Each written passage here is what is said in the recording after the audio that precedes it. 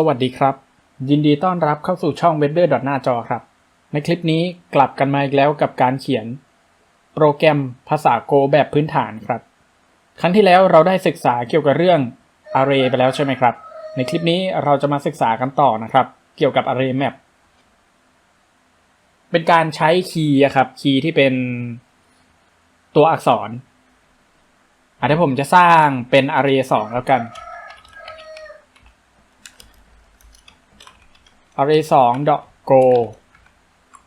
ได้ประมาณนี้ครับเราทำการ copy จาก hello world มาเลยครับ copy code จาก hello world มาและนำมาวางปกติเลยครับ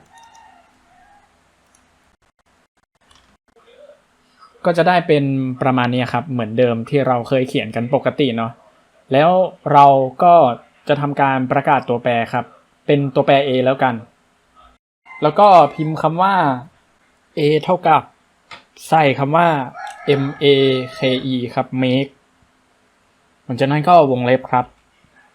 พอวงเล็บแล้วข้างในวงเล็บเนี่ยก็จะมีคำว่า map ครับ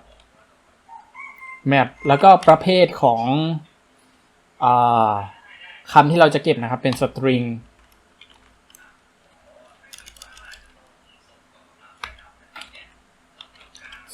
ครับและข้อมูลที่เราจะเก็บเป็นข้อมูลแบบไหนครับผมจะเก็บเป็นข้อมูลแบบ int หรือ string ดี string แล้วกันเราจะเก็บตัวอักษรเนาะโอเคพอเสร็จแล้วเนี่ยเราก็จะมาเริ่มกันเลยนะครับก็ตัวแปร a ใช่ป่ะ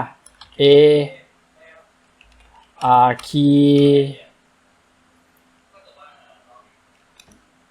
a แล้วก็ key tom เท่ากับhello world hello เฉยๆโอเคประมาณนี้แล้วก็จะมีตัวแปร a นะครับใน key array ที่ tom 1อีกอันหนึ่งเท่ากับ worldพอเซฟไม่มี error นะครับลองพิมพ์ดูได้ฮะprint fmt print rln ใส่ตัวแปร a ไปเลยครับ a แล้วคีย์ที่เราจะเอามาใช้เราจะใช้คีย์ไหนผมจะแสดงคีย์ tom 1แล้วกัน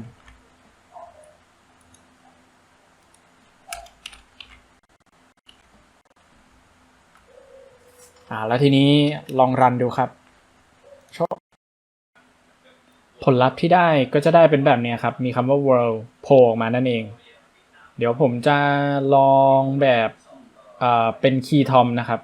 แล้วลองรันดูอันนี้ก็จะแสดงออกมาเป็น hello นั่นเองครับ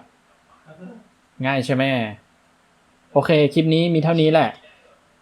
คลิปหน้านะครับเราจะมาเรียนรู้เกี่ยวกับเรื่อง array slick นะครับ array slick แล้วก็คลิปนี้ลากันไปก่อนเจอกันคลิปหน้าครับบ๊ายบาย